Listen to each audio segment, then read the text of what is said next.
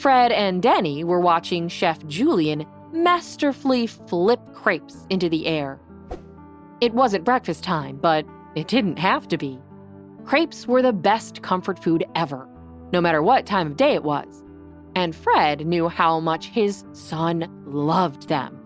So asked Chef Julian to whip some up in their world-class kitchen.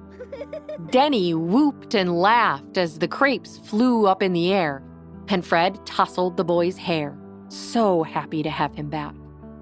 "Jake," began Fred, "I've been thinking. Things have been kind of crazy around here for the last few days. Maybe we should get away for a few days. What do you think, kiddo? Just you and your old dad? Maybe we just need to have some fun. You pick a spot." "Me? Anywhere, really?" asked Denny. "Anywhere you want, sport," said Fred. Denny's eyes grew animated. "Oh, can we get one of those space rockets and see outer space?" Fred laughed. "I meant anywhere in the world, son. Maybe you can see space when you're grown up. But let's keep the fun on Earth for now, huh?"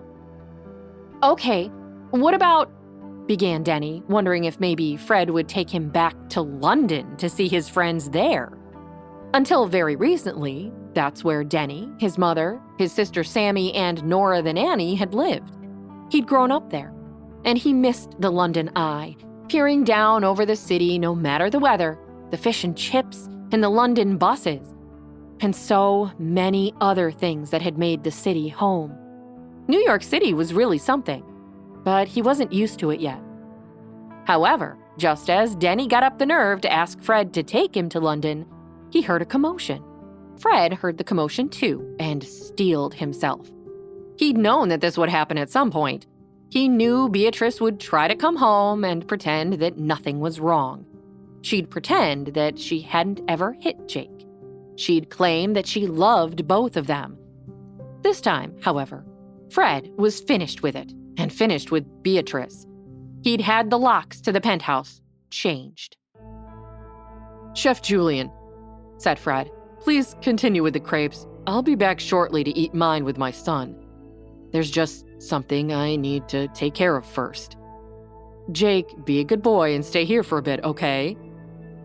You can start on your crepes without me and think about where you might like to go on our special trip." "Okay, Dad," Denny replied dutifully. Chef Julian nodded and poured more batter onto the crepe pan. "Petit monsieur, watch. Maybe I can teach you how to flip one," he said, winking at the boy's father as Fred left the room. "Cool! Yes, please!" Fred heard his son yell excitedly as he left the massive kitchen on his way to the front door. Before he got to the front door, Fred took out his phone and dialed the security desk. "I know, sir," answered the flustered security guard who had been expecting this call ever since Beatrice marched straight past him onto the elevator, despite not being allowed to enter the building anymore on Fred's orders. "I'm on it, Mr. Smith," said the guard. "Terribly sorry, sir."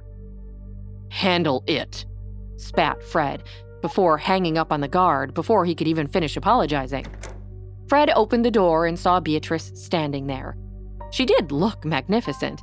Clearly, she had gone shopping and to the spa, all at his expense, no doubt. The thought of this made Fred even angrier. "You shouldn't be here, Beatrice." "Fred, darling," she purred, pretending nothing was wrong. "You didn't even notice my new outfit. I'm hurt.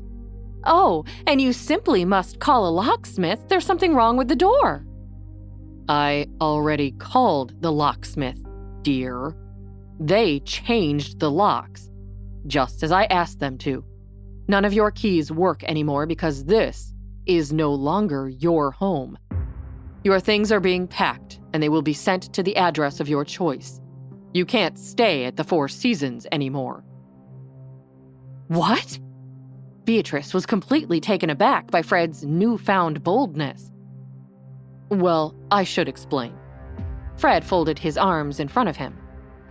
"You can certainly stay at the Four Seasons if you want to, but I will not be paying for it anymore. You'll either be paying for it yourself, or you'll be checking out tomorrow morning. Oh, and I've canceled your credit cards, too." The edge of Beatrice's mouth twitched with anger. At least she'd been to the spa and the boutique before he'd cut her off, she thought bitterly. But Fred nothing, he answered matter-of-factly. "This relationship is over. You'll direct any inquiries to Malley Martinson Sneed, my law firm of record." Beatrice sneered. Malley Martinson Sneed. Only the best for you, Fred, even when you're choosing divorce attorneys. Beatrice realized as soon as that left her mouth that she'd said it out loud. This kind of talk would not help her get Fred back. Beatrice dug deep within herself and started to cry big fake tears, not caring that her eye makeup was running and that she would look like a raccoon. "Fred, please," she began. "I love you. I love Jake. I don't want this divorce. I was there for you, Fred. I waited 3 long years at your bedside for you to recover from your coma. Is that worth nothing to you?" "Save it, Beatrice," he answered flatly as Max, the bodyguard, appeared in the doorway behind Fred and a throng of security guards emptied into the hallway from the elevator. "You're leaving now, even if you have to be dragged out." "Call my mother!" she wailed in a last-ditch effort. Certainly her mother would be able to convince Fred to stop this. "Call her, Fred. Tell her that you're going to be keeping her beloved grandson from her. Explain it. If you want me gone so badly, then you have to at least do that." "If I call her, will you leave?" Fred asked calmly, reaching for his phone. "Yes," said Beatrice, betting everything on her mother's ability to change Fred's mind after Beatrice herself had been unable to. So, Fred dialed his mother-in-law's phone number. But, "The number you have dialed is not in service," answered a computerized voice. Fred looked at the phone again to check that he had dialed the number correctly.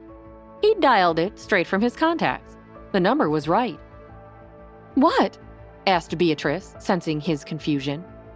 "Listen for yourself," Fred answered, as Beatrice took the phone from her husband's hand and held it up to her own ear.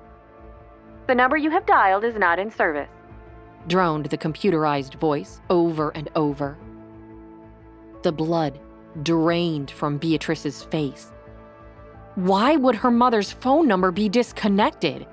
Before Beatrice could respond, Fred snatched his phone back from her, and the security guards closed in around Beatrice.